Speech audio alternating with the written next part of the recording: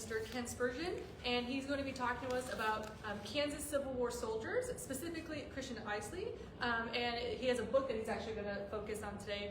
But before I turn it over to him, I wanted to point out two artifacts that we actually pulled from our collection today. Here I have a model 1840 saber. This saber, along with our 1850 Hope saddle here, are really interesting because they actually have direct ties to the 2nd Cavalry, which is what Ken is going to be speaking on today. So after the presentation, I invite you guys to come up, take a closer look at our artifacts, and if you have any questions, I'd be happy to answer them. So Ken, if you want to go ahead and take it away, we'd love to hear about Kansas Soldier at War. Great, thank you. Good to see you all. I know Dennis, but I don't know the rest of you, but great to see you. I was kind of thinking to myself, where do I start on some of this? I'll tell you real quickly about me. I'm a professor at Friends University. I teach primarily history. I do dabble into government a little bit, but we have a government professor. But I teach primarily U.S. history, Kansas history primarily as well. This book was originally my master's thesis. It's about 25 years ago that I worked on it. And then about 10 years ago, it became the book. The original title, ironically in Kansas history this morning at Friends, I was just about to this place, so I said, hey kids, I'm going to try out some stuff on you. But anyway, I told them a couple stories from the book. I don't normally do that. But I told them the original title of the book was For God and Country. The original title of my thesis, which came from a letter that was written by Christian. I thought, when I heard from Megan, I thought one thing that would be good to do here is to talk about the Isleys, because Christian was stationed here for about 18 months. And so I'll primarily talk about this, but I'll be glad to talk about anything related to Kansas and the Civil War. It's sort of a special spot for me. My great-great-grandfather Spurgeon was in the 9th Kansas Cav. And so my grandpa's grandpa. And one of my two things that got me excited about history when I was a kid was when my grandfather showed me his grandfather's gun, which was a Spencer. It was a 63 Spencer, which I have.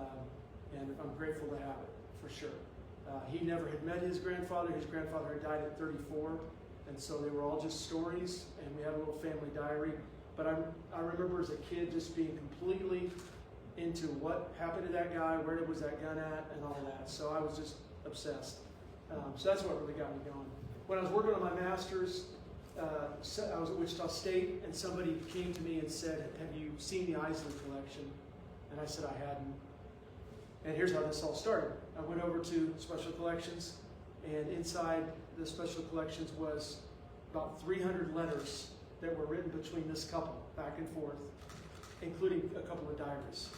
And so I was in, and I started reading and making notes and went from there. So I'm going to tell you, like I said, a little bit about their story. This is Christian. Both of them are Swiss immigrants. Of course, they meet later. They meet in St. Joe. So I'll tell you all about that here in a minute. But Christian was 14 years older than Elise. Both of them had probably what amounts to about a year or two of classroom education. They were very well read, which is what I learned pretty quickly. And when I tell you towards the end of the story about them, you'll see how well read they were. But they didn't have a lot of education. But Christian came over with his family at age 3, so he never remembered Europe. He only remembered America. And his family settled in Holmes County, Ohio. That's an interesting story too, but I'll try not to go too deep into that. But anyway, so he grew up in Holmes County, Ohio. When he was about 20 years old, he moved to the Kansas-Missouri border area. About 1852, he preceded Bleeding Kansas period, Kansas-Nebraska Act. He preceded that just a little bit. He was a carpenter by trade. Actually tried for a minute to live in Nebraska, which, I mean, at that point, really remote, very small group of people with him. And then in about 1855, 56, he makes his way to St. Joe. So he's going to live in St. Joe. And he meets Elise Dubac. I'll try to remember to say this at the end too. Late at the end of Elise's life, she wrote a book called Sunbonnet Days. which is also an incredible book. And again, I'll talk about that later. She was born in 1842 in what was Switzerland, really the Swiss Alps. Both of them spoke 3 or 4 languages. She spoke, well, before it was over, she spoke English, French, German, and what she called Swiss Patois, kind of an abridged language or a merging language. Her last name, like I said, was Dubac. In her book, Sunlight Days, she tells of coming to America. She was 12, her father, her mother, and a younger brother, whose name was Adolf. When they arrived in St. Joe, she tells the whole journey, coming up to Mississippi, St. Louis, to St. Joe. As soon as they got to St. Joe, her mother got ill and died within a week. So after all that, they buried her mother in St. Joe. In her later diary, she said, and with my mother's burial, I buried my childhood. I was now a 12-year-old woman, or mother, because she kind of tried to help raise her younger brother and a couple of cousins who had also come. So she's an interesting story. Well, anyway, she ends up in St. Joe, like I said, about 1860. She had an uncle, that's why they got to St. Joe. They had an uncle who had a boarding house. The things that impacted them in St. Joe was still alive. Slavery was still very much present. They had no money, and so they're going to live here and there. They moved quite a bit in the first year or two. In fact, she lives in the boarding house some. But how her and Christian met was they were in her uncle's boarding house. And the story goes that a man was in the boarding house and he was being pretty rough to her, talking pretty mean to her. I think she was 17 when this story takes place. And Christian was just a diner. He was just in there getting something to eat. And he's overhearing it. He's debating when to step up and say something, is what's happening. And they both said that what happened next was that Elise told this much, much bigger man, that door was made for you to walk out of, or something to that effect. And the man and her stared each other down for a few minutes. She was probably 5 feet tall. I don't think she was very big by later family stories. Anyway, the man walked out.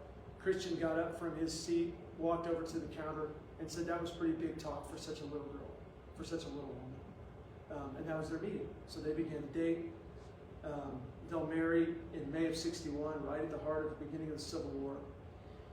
But I have to tell you one story about St. Joe. And when I was writing my thesis, I went to St. Joe. I actually came here too, but I went to St. Joe and I did all kinds of looking around and talking to different people and just research. But the story in her diary that most impacted me in St. Joe about slavery was she says, you can imagine, she'd never seen slavery. This was all foreign to her. And she said every Saturday morning, half a block down from where I lived, I would hear the sound of the auctioneer. And she said I couldn't bear to watch it. Well, she said one morning, I heard the auctioneer per normal. I said, I'm not going out there. I can't stand the look. And then she said, suddenly I heard a woman screaming. And so Elise said, I couldn't not look. I had to look to see what was going on, what was different. And I looked down the street, and she said at the end of the street, kind of on the dais, was a black woman with her arm extended off the stage towards a boy, a 10-year-old boy. And Elise said, I realized she's not crying and screaming because she's being sold into slavery. She's screaming because she's going to be sold apart from her son. This family was being ripped apart. And Elise wrote, like I said, you can imagine reading, that old letter for the first time. Elise said, she screamed at a loss for her son, and I went inside and I screamed lamentations, and I swore to God if there was anything that I could do about the institution of slavery, I would. Pretty bold talk for an 18-year-old Swiss immigrant, And as I told my students today, when you dig into this kind of stuff, many of you know, they didn't know we were going to read it. Christian, when I talk about Christian's diary later, he didn't know anybody was ever going to see that. You think about that. But anyway, so my point is, they were very impacted by slavery. Christian he referred to himself as a Douglas Democrat. His family were Douglas Democrats. But the border changed it. the story I just told you, that changed him. And more than once, he said, this is the only country I have. I mean, I love in his letters where he talks about getting into arguments with guys at Fort Leavenworth and other places, just about, he was very patriotic. You know, you can see he's very patriotic. I think there's one letter where he talks about, if I wasn't, I mean, where will I go? This is it. I'm not going anywhere else. This is my home. They're very patriotic. So, but I want to tell you a little bit about his decision to fight. So his entire family in Ohio are what I would call peace Democrats. We would sometimes refer to them negatively as copperheads, because they're copperheads. But their letters are just full of, I think this, I think this, I think this, I think this. And they're, over the 1850s, they're escalating.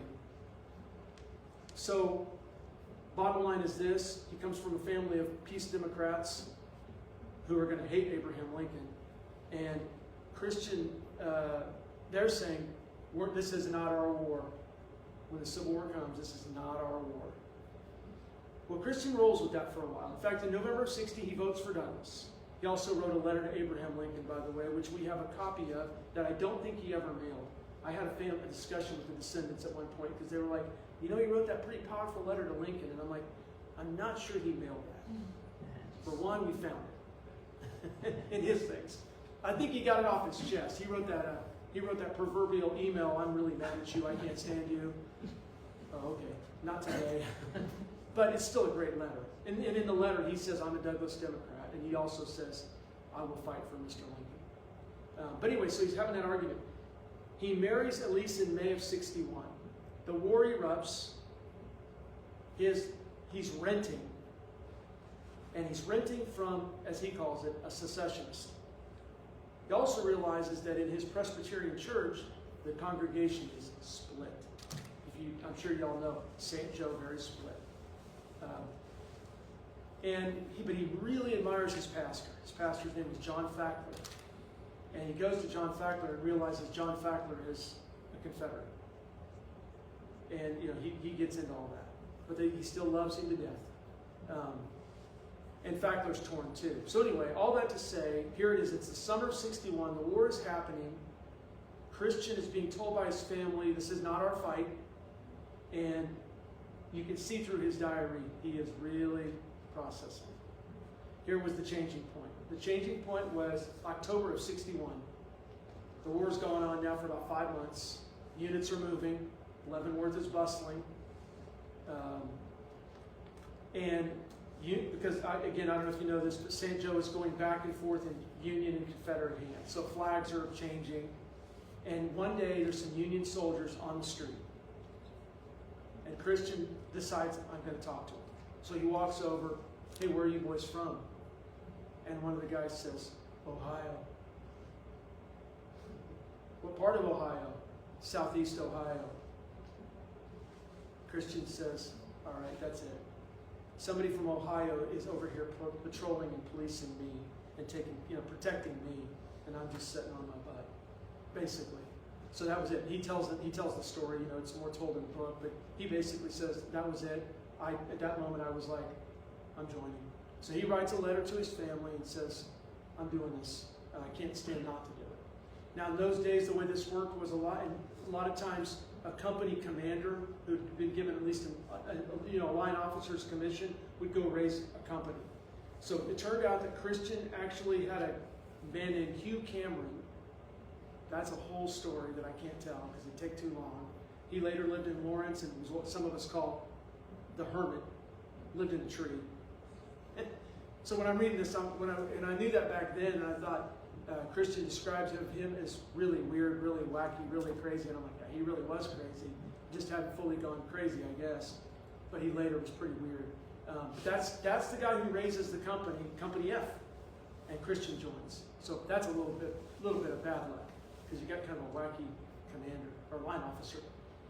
But the good news is he joins the 2nd Kansas Company F, and the colonel of the 2nd Kansas is this guy, William F. Cloud, who Elise later described as the best-looking man she'd ever seen. In fact, she even said, we saw him 40 years after the war, and he still looked amazing. She actually says that in one of her diaries, that he's one of the most beautiful men I've ever seen. And they really liked him. Christian said he was Christian's hero. Cloud County, Kansas is named after William Cloud. He was a good guy. All joking aside, he was a very good guy. So, at the same time in his diary, Christian saying, Captain Cameron, not so much. Colonel Cloud, awesome. And so he's in. And he reports to Fort Leavenworth, which by all accounts, he's going to be here for a month or two, and then we're off to the war. And you know how it is, everybody was eager. And so they're excited, and here they go. And they came, of course, to that Camp Lincoln part of Fort Leavenworth at the time where so many soldiers were coming through. And I just did, even this week, I thought, let me look again and see some of the things that he said. Sorry for his very honest assessments. He didn't know we were going to read it. But I'll tell you a little bit of what he saw. Elise said it was a very bustling place. Christian said it was full of lots of good men, but lots of drunks. And he says that over and like I was thinking, like, oh, let me find something better than that. But every time I look, it's like, oh yeah, drunkenness. Oh, and then yeah, the drunk guys, and then oh, the one guy that was drunk. So it's like I'm having a hard time of getting away from it. He encountered quite a few people like that, and he got really frustrated because one of the things that's going to happen is when a lot of the guys got here, he's one of them. Christian got sick. You know how it happened. They, for the first time, were encountering other people and so many other people from so many places, and he got sick, and his regiment went away without him, and he was left here. That 1 month, he thought, or 2 months maybe, turned into 18 months. He was here from October of 61 to April of 63, which in first glance you're like, oh, he missed the war. He didn't miss the war, but he missed out on some battles that his unit was in.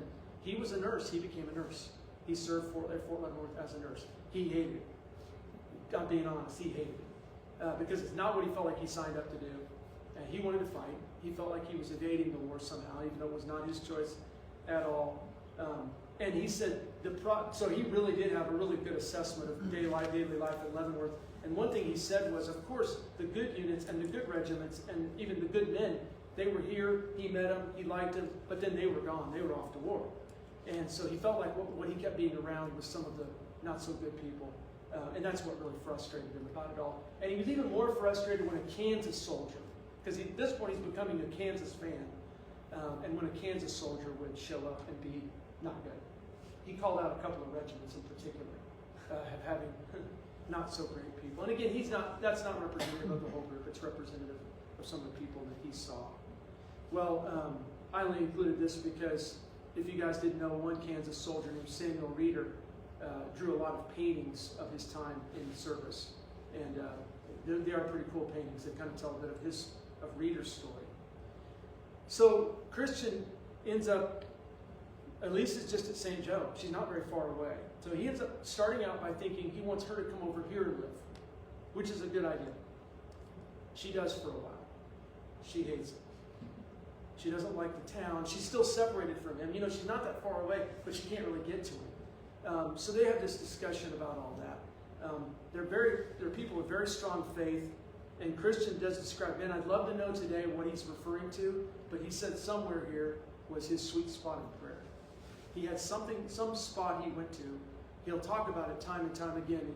A letter will just be like, this happened, and I went to my sweet spot of prayer. But what ends up happening during this 18 months is several events, and I want to tell you about 2 or 3 of those events. The first one is he has his parents and 2 brothers who live in Ohio, Henry and Fred. And this is a picture of Henry. Henry will later live in Brown County, Kansas.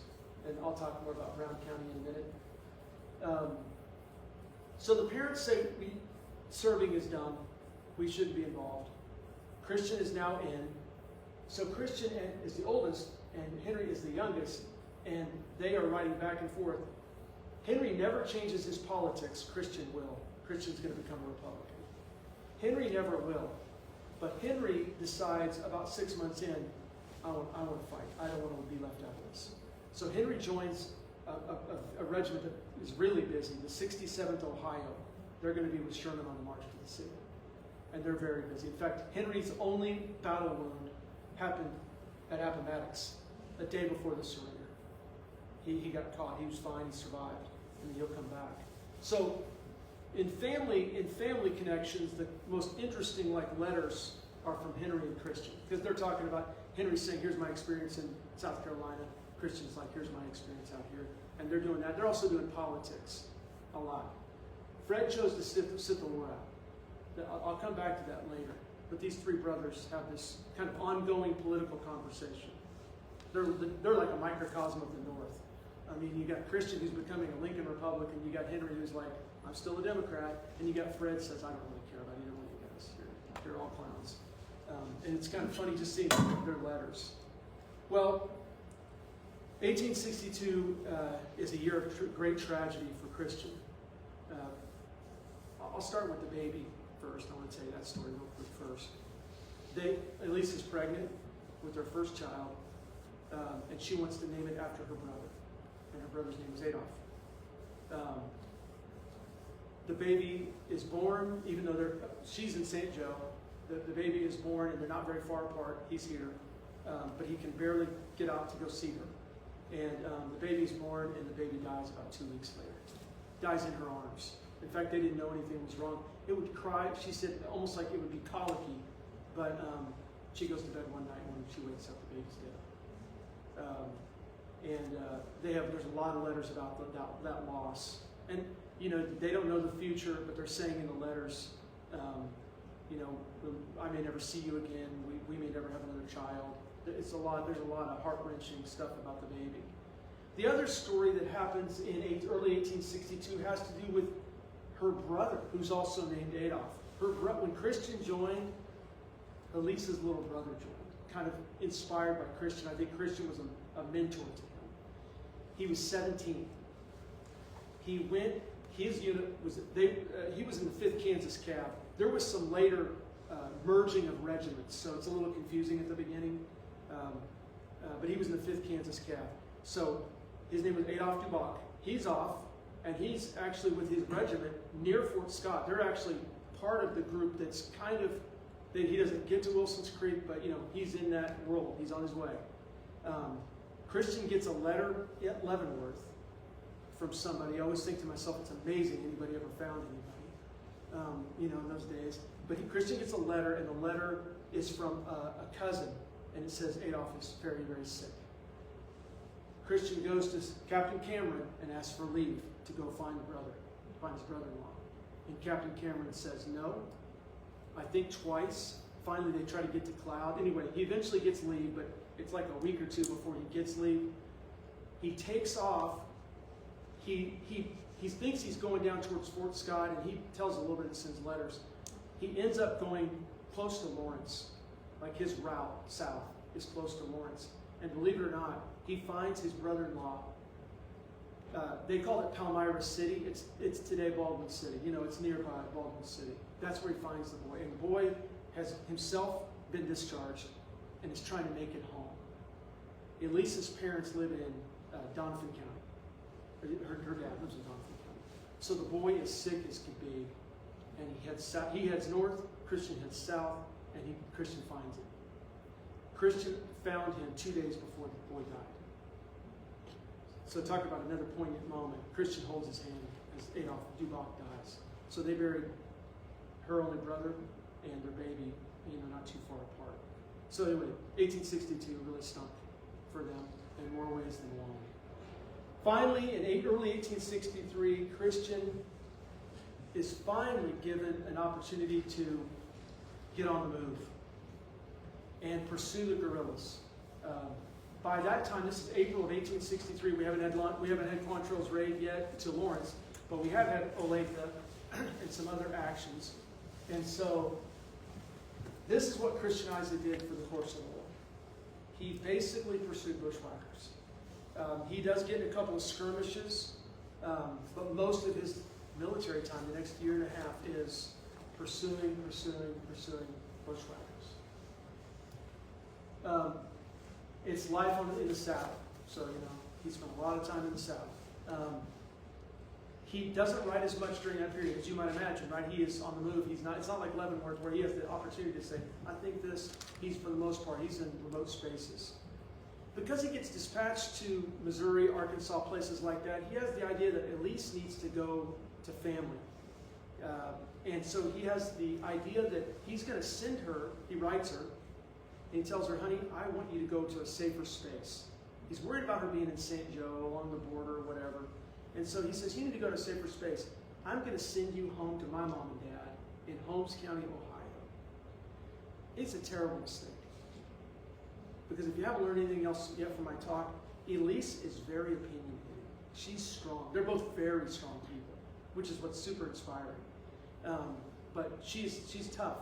Well, she gets to Holmes County, Ohio, and meets mom and dad, and they are really anti-war, and they're really anti-Lincoln. She thinks they're kind of anti-union.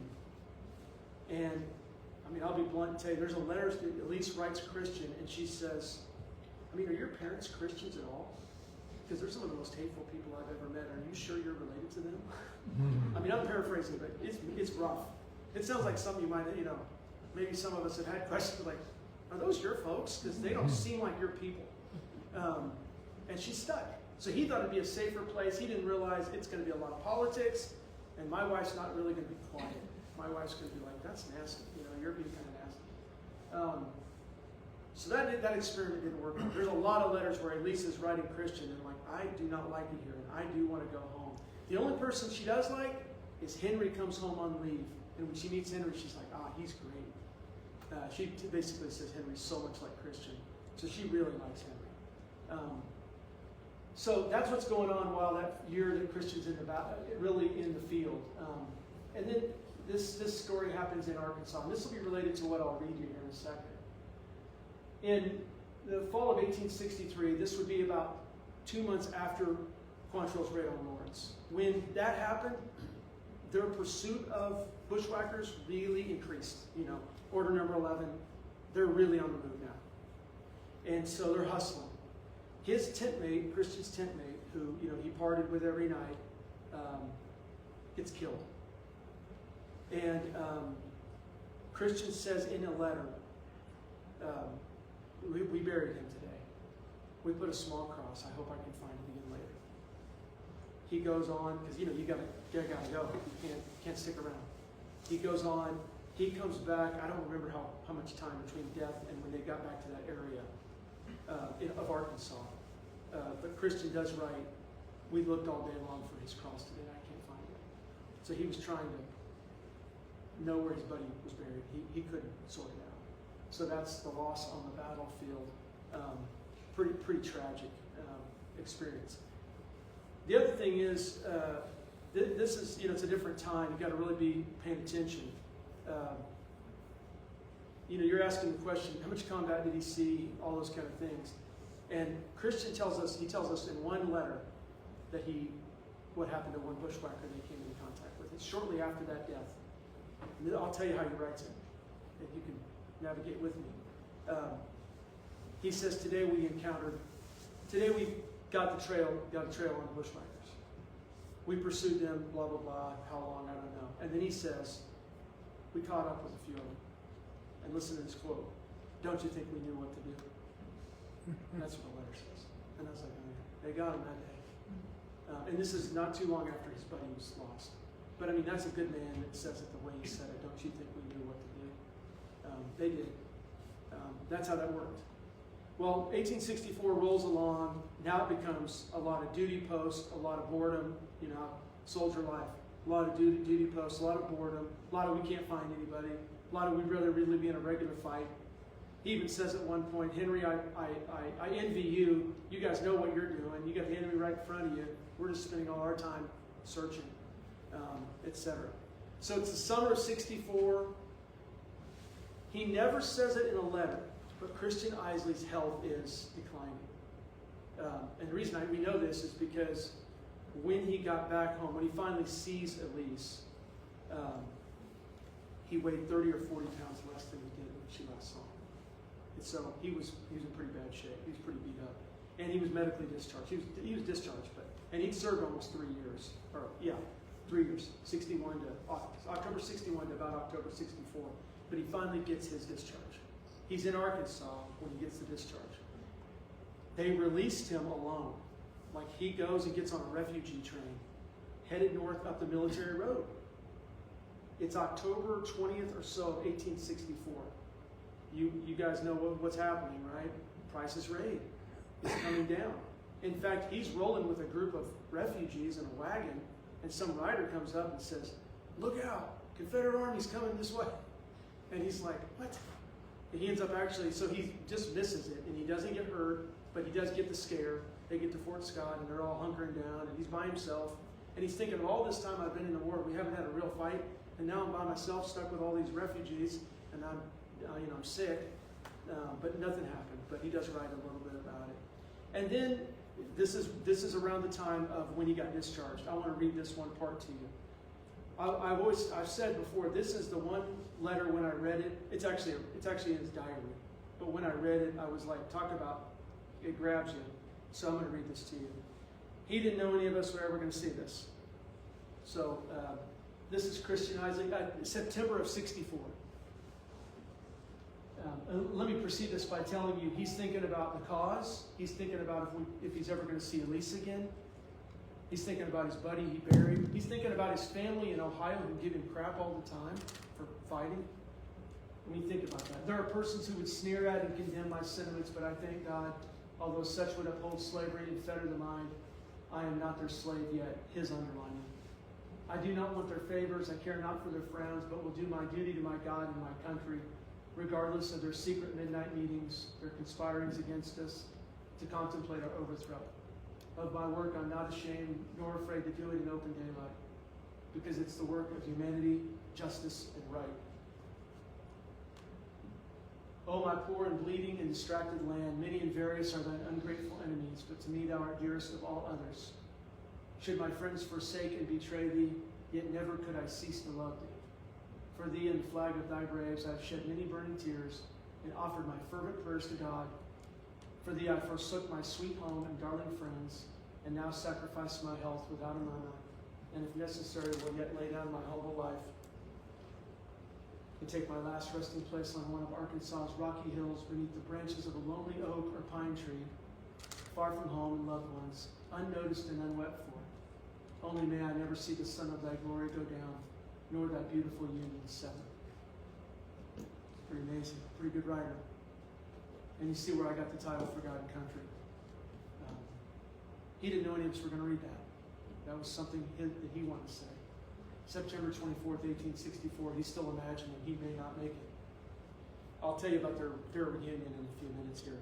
She's back in St. Joe, but I want to show you, I want to tell you one other piece of this, which is the first time that I wrote my thesis, the first time that I rewrote the book, I had editors as a college guy, and I had editors when the book came out. But I sent a copy to my oldest daughter. My oldest daughter was a fourth grade teacher. She is a teacher. And I said, "Hey, honey, I just want your personal opinion, And she called me and she said, "Dad, Christian's not the star of your book. Elise is." And I said, "Yeah, honey, I'm glad you said that." I said, I thought that too. But it was good to hear her say that. And that's when I realized the uniqueness of one of the unique pieces of the story is you didn't just have a soldier's letters home. You had all the letters that she wrote to him. I mean, I already knew that, but just to hear it again, he kept all those letters in his saddlebags. When I wrote the book originally, wrote the thesis, 3 of his grandchildren were alive. They were in their 80s. I got to interview them. And that's one of the things they talked about, how Elise said when they finally reunited, that meant so much to him. He dumped the bags, and there were all those letters. So now it's like when you see the originals, which are down at Wichita State in special collections, you're like, wow, that's jewels, those jewels of information. So anyway, as the story goes, he would write her. I mean, I am going to give him a lot of credit, because for 1863, 64, this guy was so far ahead in so many ways. He would write her and he would say, "Tell me what a day looks like in your life. Tell me what an evening is like." He wrote her on more than one occasion and said, "Honey, if you're bored, can you go to school?" I mean, this is pretty amazing stuff for that time. he was like trying to figure out what craft could she learn. And I mean, not like in a pushy way, more like, what would you like to do?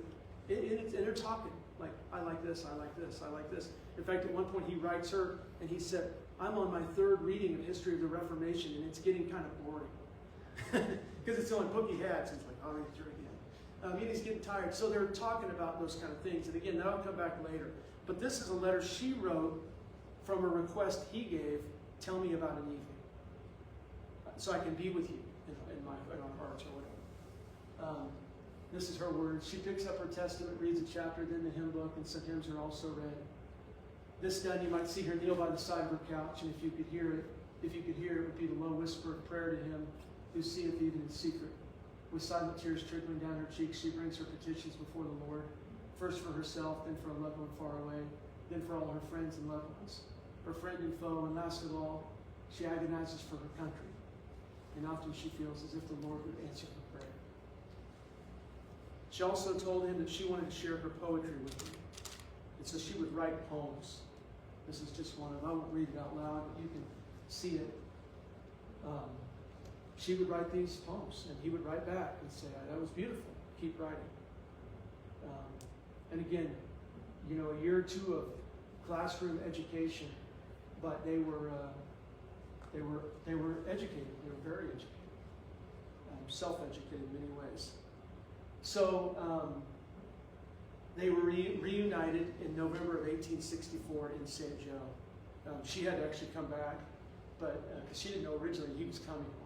It was kind of one of those things where it was evolving quickly. But they did get reunited, and after they got reunited, they lived in St. Joe for about 6 more years. And of course, they had more children. And here's the first family picture of them post-war, where you can tell he's definitely a lot healthier. This is the first picture of them. I have a lot of their pictures, and I should have probably even brought more, but this is a great picture from about 1871, 1872. This is also about the time that they decided to move to Kansas and homestead. So they left St. Joe and moved to Brown County, Kansas. What happens is he's writing his brothers in Ohio and saying we should all do it. And so they ended up buying 3 farms beside each other. They all live next to each other. Christian, Henry, and Fred. So I have a quick story to tell you about this real fast. Their oldest surviving children were twins, a boy and a girl. The boy is between them, and then this is the girl. And then this is their 3rd child here. They went on to have 9. I'll start with the little boy. So you can see it when you go back and read the story and read their letters. You're like, I can see it now.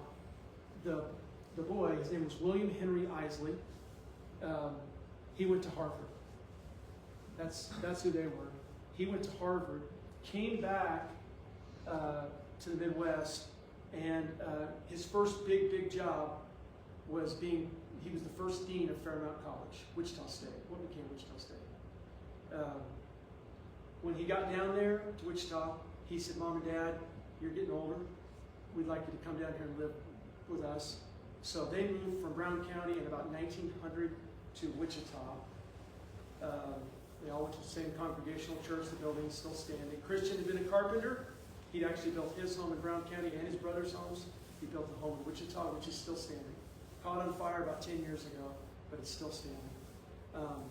But here's the tragedy, was the boy, William Henry, who was just a rising star, great guy. His appendix burst when he was 42 and he died. This is his twin sister. This is kind of incredible. This is his twin sister. Her name was Mary Alice Isley. She was the librarian at Wichita State forever. Like literally, from about 1898 or something till like 1950 or 1960.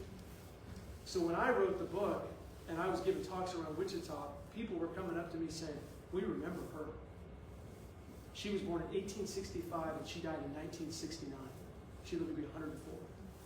And so I've had the chance of having people, talking to people and saying, what was she like? And everybody's told me she was really, really outspoken, really tough. And I'm like, I think I know why. I think I know who she came from. But her name was Mary Alice Isley. One of their sons ran for United States Senate, did not win. His name was Charles Isley. There were several. In Wichita, there is an Isley Street. There's an Isley School. They're all named for the boy. William Henry, Christian died in 1919. The last photograph we have of him, he is mowing his lawn in Wichita in 1918 at the age of 90. He died in 1919 at the age of 91. Elise, like I told you, wrote that great book, Sunbonnet Days, which is just a great study on its own of her whole life. And she died in 1936 at the age of 94. So talk about a long life. She died 4 or 5 years before our entry into World War II. This Swiss immigrant girl who came here as a child 6 years before the Civil War. Really amazing.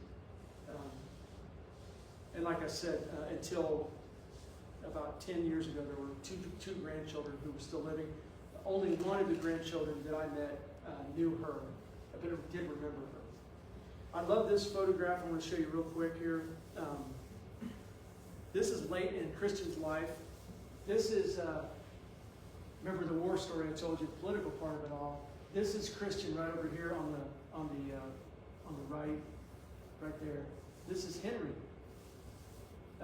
Turned out, by the way, Christian outlived them all. He was the oldest, but he outlived them all. This is Christian. This is Henry. And I say, when I saw this photograph, I was like, this is absolutely the entire story. He has his strong opinion, he has his strong opinion, and he spends the entire time going, I don't care.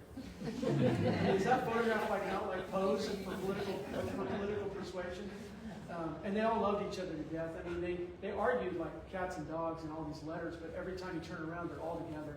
They're singing at the same church deal. They're at the same gathering. They're in these photographs together. So they loved each other dearly, but they argued all the time. But anyway, this is Christian and Henry, and like I said, Fred. And Fred had no children. Henry had one child. And then Christian had, of course, like I said, a ton.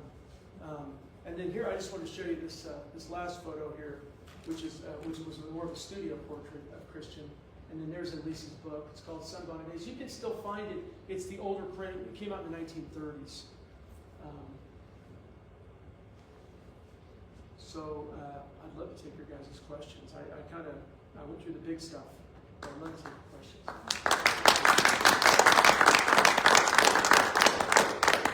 Lots more to tell, but there's a dose of the Isleys and Kansas, Missouri border war. You guys have any questions? Yeah. You mentioned Captain Cameron being kind of a character. Any good anecdotes as told by Christians of his life? That's a great question. Just that he couldn't stand him. He would ask him for things like, well, I'll tell you one story real quick. Christian got promoted. So, Christian got promoted. He became a corporal. I'm pretty sure he let that go because of Cameron. Because Cameron was probably, kind of using him like a pawn or something. Because he never really describes it, but there's like a letter or two where he says, there's a letter or two where he goes, I've been promoted, and that's kind of great. And then he writes another letter where he goes, I think I'm going to be a private again, and I'm grateful. And I would take it as he didn't want to be Cameron's, because he really thought Cameron was a bad guy. He never says later on. He certainly knew later that Cameron becomes this guy that lives in a tree in Lawrence, but he never really comments later. So I don't know. I'm sure he knew about it. So it's kind of interesting. Now, Cloud, he saw at reunions, and like I said, he loved him. By the way, he met Jim Lane, if you know who that is. He met our first U.S. Senator. He loved him. He loved Lane. Lane's kind of a controversial guy, complicated guy. But he met Lane. He loved Lane. Thought Lane was great. He asked Lane for a favor, too. He says at one point, I can't remember what it was. Might have been leave. But Lane was at Fort Leavenworth speaking. And he said, I went over to Jim, to Senator Lane, and spoke to him. He spoke to me kindly. And he always liked Lane. Christian was, like I said, was a Lincoln. He was a Lincoln guy. He was a Republican. The war made him into a Republican. By 1864, he did not like when people misspoke about Abraham Lincoln. And I will tell you one last story about that. He does give an account in the diary of the day that he found out Lincoln was assassinated. And he does say he was somewhere. It had to be in St. Joe, I think, at that point, because I don't think he would come back. He came back here. And somebody said something that he got in a fist fight with somebody at St. Joe. Somebody told me one time, they said Christian was a great guy, but he was probably kind of a pistol. And I was like, yeah, I think he's a pistol. I don't think he liked I don't think he suffered fools very, very well. He was a go-getter. Guys have any other questions? Was there a volume of letters after the war? Did he continue writing others? That's a good question. No, there wasn't.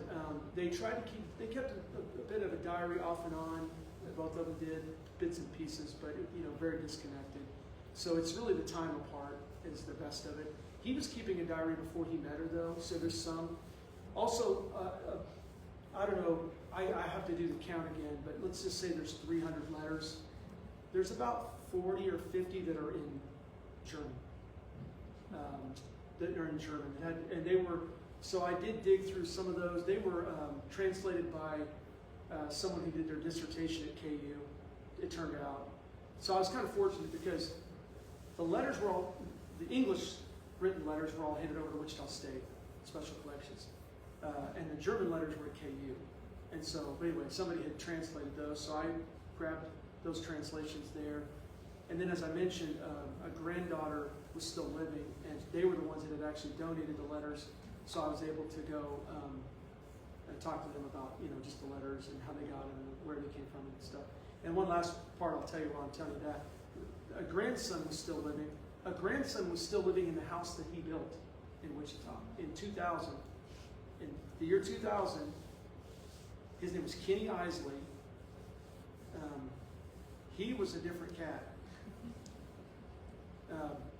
But that house had not changed. That house had been in the Isley family was in the Isley family for 110 years. Kenny died in like 2010, and that's when the house finally went to somebody else. But the granddaughter lived in Texas, and I went down and spent a weekend with them, and they were great. And she said, she was the one that said, Kenny's still living in the house that Christian and Elise lived in, and the one that Christian built. And I said, yeah, are there any more things? Talking about artifacts, are there any more things? And her name was Catherine, and Catherine said, oh, I have no doubt that Christian's clothing and uniforms, she said they never threw anything away. She said, I bet Christian's uniforms upstairs. So I came back to Wichita, and the curator at Special Collections, Wichita State, I said, hey, I'm going to go over and meet Kenny. You want to go with me? He said, yeah. And I said, do you think there's things upstairs? He said, you got the guts to ask him. And like I said, he was an interesting guy. He had a ice skating rink in his backyard. And this wasn't a big space. But anyway, we went over there, and I had the guts. I finally said to him, do you have any more of Christian's things? And he went upstairs, and he didn't take me, but he went upstairs, and he came back, and he had some books, which was, that was fine. But I just wondered if there were any other items. And I hope when he died, because he had no family, and I hope they didn't just go to some estates. Oh, last piece, this is interesting. I'll tell you what he did bring down. When they had donated all the letters to WSU, he kept the envelopes. Not all of them, but a lot of them. And so he told me that story. And he also told me the sad story, which was, he showed me like 10 or 20 letters or envelopes, but then he says, but you can get a pretty good price for a lot of these stamps. And I was like, oh man, I hope he didn't do that, but he did. He sold, 100 letters for stamps. 100 envelopes, not letters. He pulled the letters out. But I was like, ugh, that's tough. So, yeah. Well, thank you guys, and thanks for being here. Thanks for having me. I appreciate it. Thank you for being here. Yeah. Thank you.